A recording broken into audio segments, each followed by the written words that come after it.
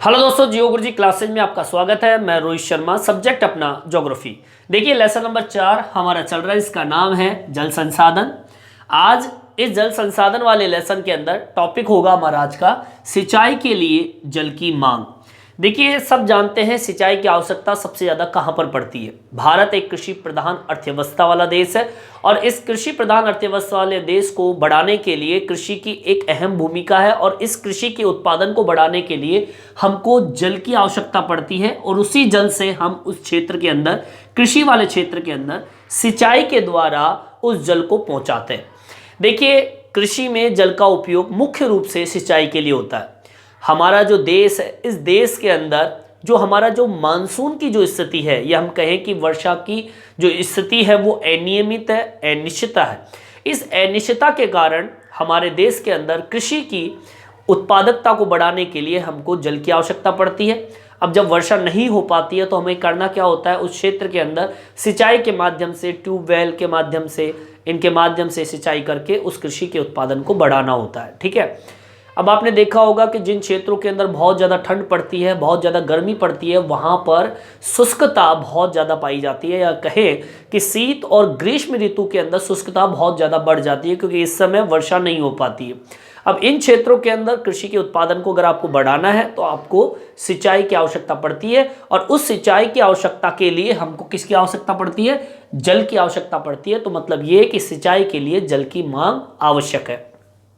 इसी से संबंधित ये टॉपिक है। तो सबसे पहले हमें शुरुआत कहाँ से करनी है। अगर मान लीजिए आपके पास एक क्वेश्चन आ जाए कि सिंचाई के लिए जल की मांग के बारे में आप क्या समझते हैं, उसके बारे में समझाइए, तो आपको पहली लाइन आपको लिखनी है कि कृषि में जल का उपयोग मुख्य रूप से सिंचाई के लिए होता है। ठीक है, लिखेंगे कृषि में जल का मुख्य रूप से उपयोग सिंचाई के लिए होता है। ठीक है। अब ये सिंचाई के लिए होता है, इसका कारण क्या है, तो मैंने दूसरी लाइन आपको बताई कि देश में वर्षा की अनिश्चितता है और इस अनिश्चितता के कारण सिंचाई की आवश्यकता पड़ती है। ठीक है, दूसरी लाइन लिखेंगे देश में वर्षा की अनिश्चितता के कारण सिंचाई की आवश्यकता पड़ती है। ठीक है, यह हमारी दूसरी लाइन होगी। ठीक है, तीसरी लाइन आपको क्या लिखनी है, मैंने बताया आपको कि देश में अधिकांश भागों के अंदर शीत का महीना और जो ग्रीष्म ऋतु का जो महीना होता है उसमें शुष्कता बहुत ज़्यादा पाई जाती है, कृषि करना कठिन हो जाता है, इसलिए वहाँ पर सिंचाई की आवश्यकता पड़ती है। कई बार तो ये भी हो जाता है कि सिंचाई से भी कृषि करना बहुत ही कठिन हो जाता है, लेकिन हमें सिंचाई के माध्यम से उन पौधों को जीवित रखना पड़ता है, इसलिए सिंचाई के लिए जल की मांग की आवश्यकता पड़ती है। ग्रीष्म और शीत ऋतु के महीने में सबसे ज़्यादा सिंचाई की आवश्यकता पड़ती है। लिखेंगे इसको किस तरीके से, देश के अधिकांश क्षेत्रों में शीत व ग्रीष्म ऋतुओं में सिंचाई की आवश्यकता अधिक पड़ती है। कई बार इन ऋतुओं में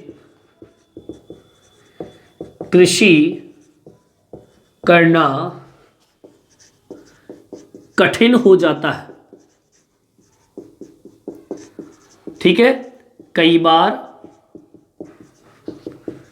सिंचाई से भी कृषि उत्पादन नहीं बढ़ पाता। ठीक है, अब नहीं बढ़ पाता, परंतु हमें पौधों को तो जीवित रखना ही है इस महीने में, क्योंकि देश के अधिकांश जो क्षेत्र है वो शीत और ग्रीष्म ऋतु के अंदर जल की अभावता को महसूस करता है, क्योंकि जब बहुत ज्यादा सर्दी पड़ती है, बहुत ज्यादा गर्मी पड़ती है, तो बारिश तो होती नहीं है, तो शुष्कता जिसे हम कहेंगे ग्रीष्म ऋतु के अंदर शुष्कता बहुत आ जाती है, पानी का अभाव होता है। इसलिए कई बार इन ऋतुओं के अंदर कृषि करना बहुत कठिन हो जाता है। इस कठिनाई को दूर करने के लिए सिंचाई की आवश्यकता पड़ती है, उस सिंचाई के लिए जल की आवश्यकता पड़ती है, और कई बार तो सिंचाई से भी कृषि करना बहुत ही ज्यादा कठिन हो जाता है, उत्पादन नहीं बढ़ पाता है।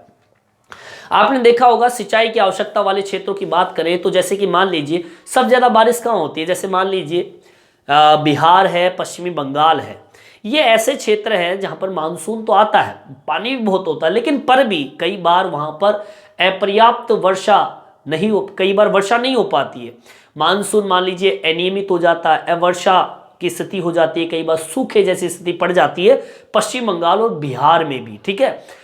तो उससे क्या होता है कि कृषि के लिए हानिकारक है, और इस हानिकारक स्थिति को दूर करने के लिए पश्चिम बंगाल और बिहार में भी सिंचाई की आवश्यकता पड़ती है, जबकि वहां पर बारिश होती है, लेकिन कई बार अपर्याप्त वर्षा है, वर्षा की कंडीशन पैदा हो जाती है, सूखा पड़ जाता है, तो फिर आपको कृषि के उत्पादन को बढ़ाने के लिए सिंचाई की आवश्यकता पड़ेगी, ठीक है। लिखेंगे अपर्याप्त वर्षा वाले क्षेत्रों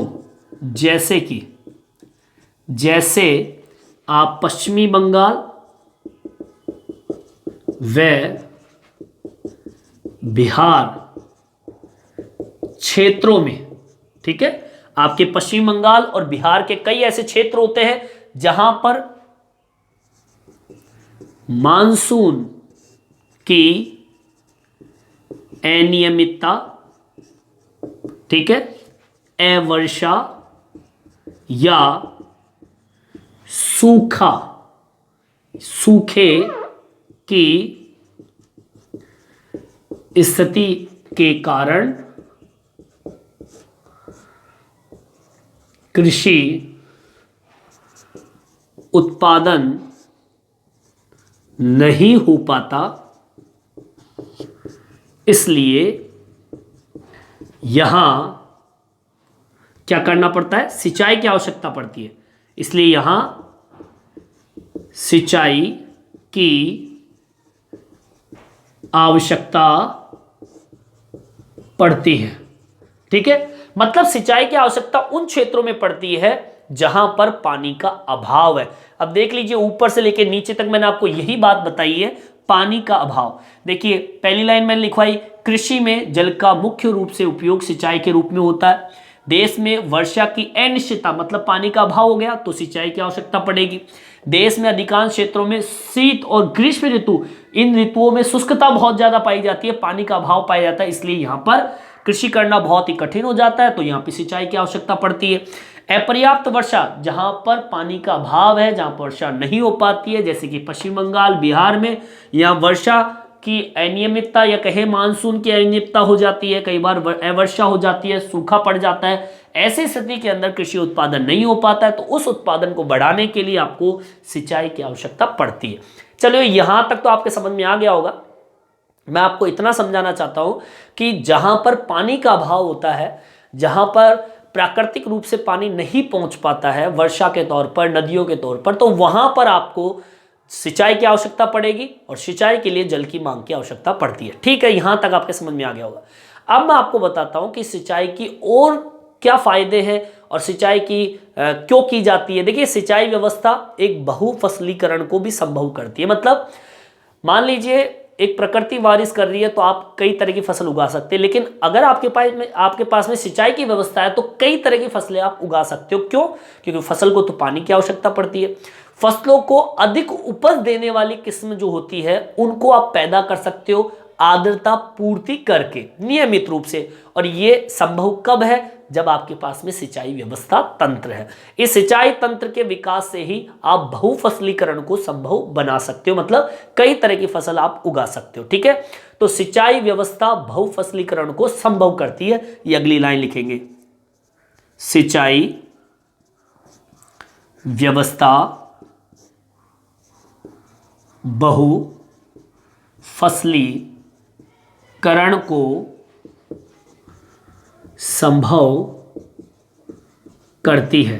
बहुफसलीकरण मतलब बहु का मतलब बहुत सारी फसल को उत्पादित कर सकती है।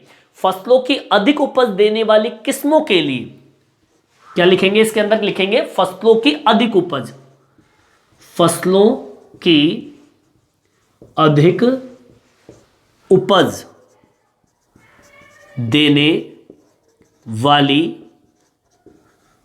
फसलों को क्या, आर्द्रता, ठीक है, आर्द्रता मतलब नमी, पानी, आर्द्रता आपूर्ति नियमित रूप से दे सकते हैं। किसके माध्यम से, सिंचाई के माध्यम से। मतलब किसी भी फसल को हम नमी दे सकते हैं, हम पानी की आपूर्ति उसको दे सकते हैं, वो भी किसके माध्यम से, सिंचाई के माध्यम से दे सकते हैं। और ये कब संभव है, जब सिंचाई तंत्र विकसित है। ठीक है, यह तब संभव है जब सिंचाई तंत्र क्या है, विकसित है। सिंचाई का मतलब समझ में आ गया होगा। अब सिंचाई देखो, चाहे ट्यूबवेल के जरिए हो, फव्वारे के जरिए हो, नहरों के जरिए हो, नदियों के जरिए हो, किसी के जरिए हो सकती है सिंचाई व्यवस्था। ठीक है, मतलब जहां पर पानी नहीं है, जहां पे सूखा है, जहां पे शुष्कता की स्थिति पैदा होती है, आर्द्रता की कमी है, वहां पर आप नहरों के द्वारा, नल के द्वारा या फिर ट्यूबवेल के जरिए, ठीक है, नदियों के जरिए, कैसे भी आप सिंचाई के द्वारा उस जमीन को सींच सकते हो, सिंचाई कर सकते हो। यही सिंचाई की व्यवस्था है। और यही, अब इस सिंचाई को करने के लिए आपको किसकी आवश्यकता पड़ेगी, जल की आवश्यकता पड़ेगी। अभी और भी है, यहां तक आपके समझ में आ गया होगा, यहां तक आप उतार लीजिए। देखिए आगे की ओर बढ़ते हैं। मैं आपको बताऊं कि कई ऐसी फसलें होती है जिनको सिंचाई की आवश्यकता पड़ती है। जैसे कि मान लीजिए चावल को देखिए, बिना पानी के तो पैदा हो ही नहीं सकता। गन्ना देखिए, जूट देखिए, गन्ना, चावल, जूट जैसी फसलों को अधिक जल की आवश्यकता पड़ती है, इसलिए उन फसलों को सिंचाई की आवश्यकता पड़ती है। इसको मेंशन कर दीजिए, लिखेंगे क्या, गन्ना, ठीक है, जूट, ठीक है, और आपका क्या बोला मैंने आपको, चावल। ठीक है, चावल की फसलों को अधिक जल की आवश्यकता पड़ती है, इसलिए इन फसलों को सिंचाई की आवश्यकता पड़ती है। ठीक है, यहां तक आपके समझ में आ गया कि भाई सिंचाई की आवश्यकता क्यों पड़ रही है। कई फसल तो बिना पानी के पैदा हो ही नहीं सकती, उनका खेत जो है वो भरा हुआ होना चाहिए, जैसे कि चावल है, गन्ना है। ठीक है, अब देखिए, आपने देखा होगा, हरित क्रांति का नाम सुना होगा। हरित क्रांति की सफलता से पंजाब, हरियाणा और पश्चिमी उत्तर प्रदेश में अधिक, मतलब ये कहें कि अधिक सफलता पाई है हरित क्रांति, मतलब वहां पर फसल का उत्पादन बहुत ज्यादा है। तो मैं बता दूं, हरित क्रांति की सफलता से पंजाब, हरियाणा और पश्चिमी उत्तर प्रदेश के अंदर इतना उपज क्यों हुआ, उसका कारण है हरित क्रांति के अंदर सिंचाई व्यवस्था पर अधिक मात्रा में जोर दिया गया है। ठीक है, इसलिए पंजाब, हरियाणा और पश्चिमी उत्तर प्रदेश के अंदर फसल का उत्पादन सबसे ज्यादा है, क्योंकि वहां पर सिंचाई व्यवस्था बहुत ही ज्यादा विकसित है हरित क्रांति की वजह से। मेंशन कर दीजिए, हरित क्रांति की सफलता से पंजाब, ठीक है, हरियाणा और पश्चिमी उत्तर प्रदेश में यह सबसे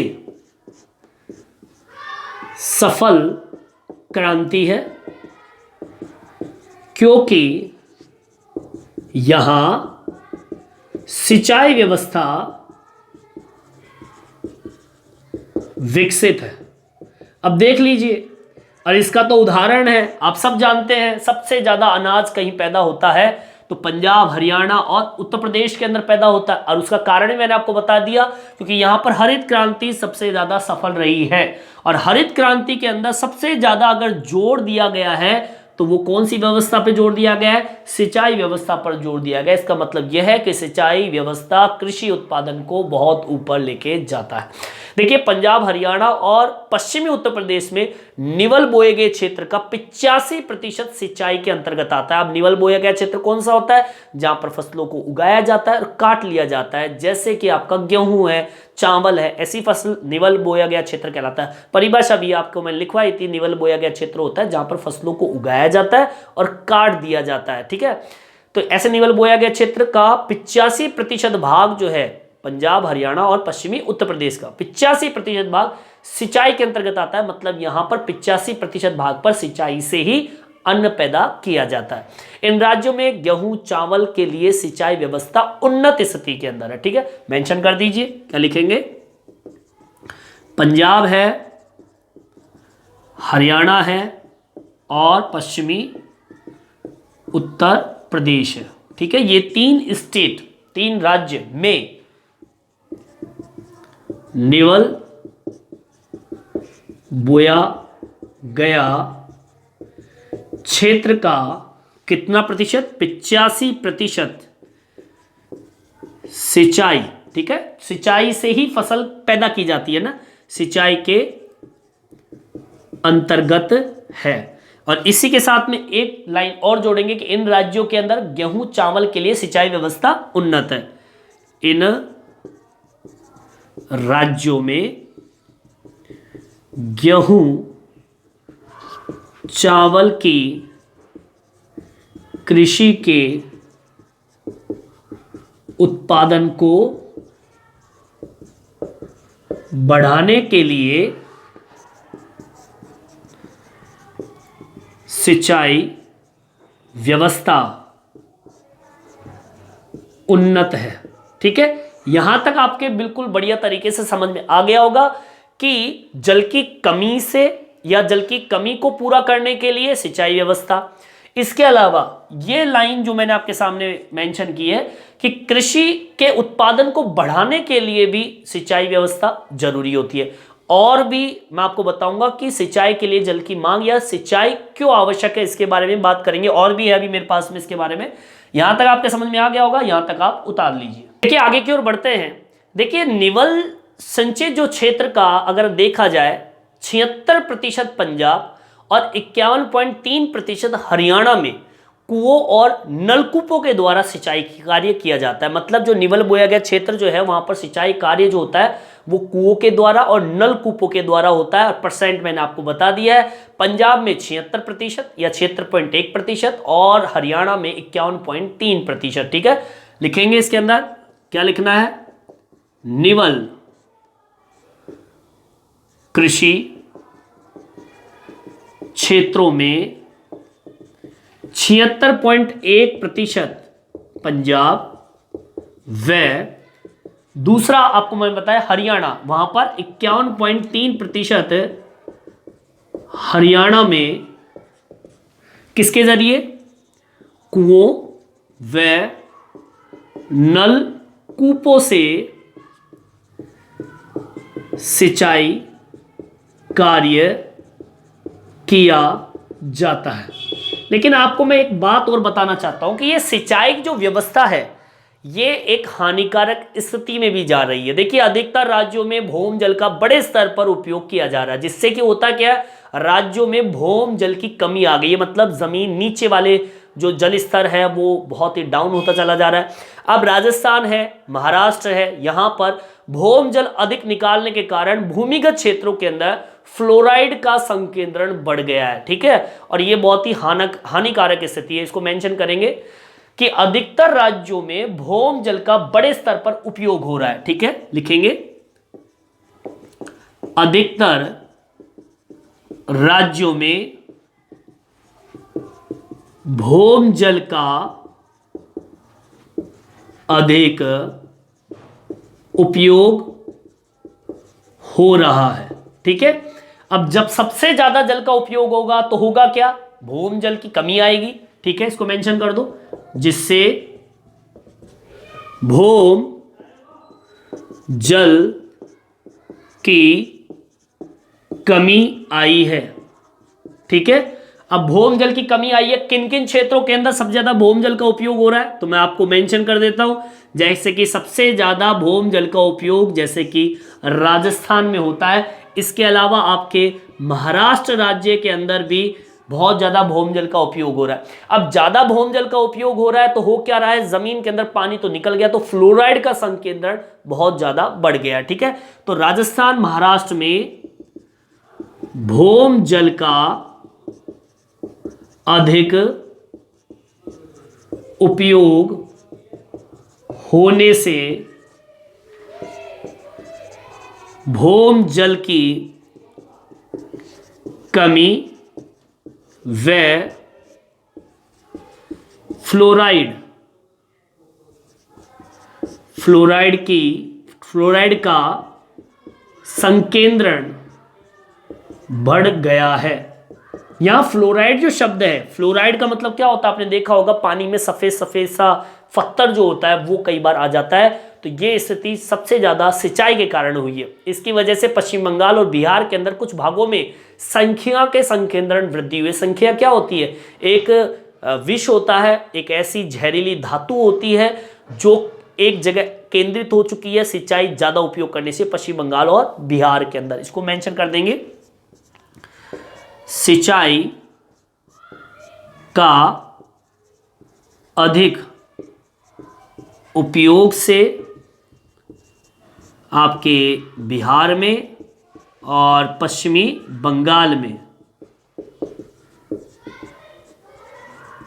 भूम क्षेत्रों में संख्या, ठीक है, संख्या जिसे हम बोलते हैं, संख्या का मतलब होता है विष, कहें जहर कह दीजिए, एक जहरीला धातु होता है जो कि आपके जमीन में पाया जाता है, वो बहुत ही ज्यादा एक जगह एकत्रित हो जाता है। ठीक है, संख्या संकेंद्रित हो गया है।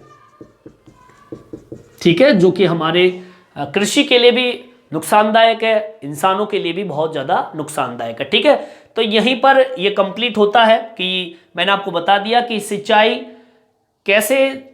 के लिए जल की आवश्यकता पड़ती है, कैसे कैसे सिंचाई की आवश्यकता पड़ती है, सूखे क्षेत्रों में सिंचाई की आवश्यकता पड़ती है, कृषि के उत्पादन को बढ़ाने के लिए आवश्यकता पड़ती है, और फिर मैंने सिंचाई से नुकसान भी बता दिया कि बहुत ज़्यादा सिंचाई व्यवस्था को उपयोग करने से इस प्रकार की हानि भी उठानी पड़ती है कि आपके जल क्षेत्रों की कमी आ गई है बहुत ज़्यादा सिंचाई करने से।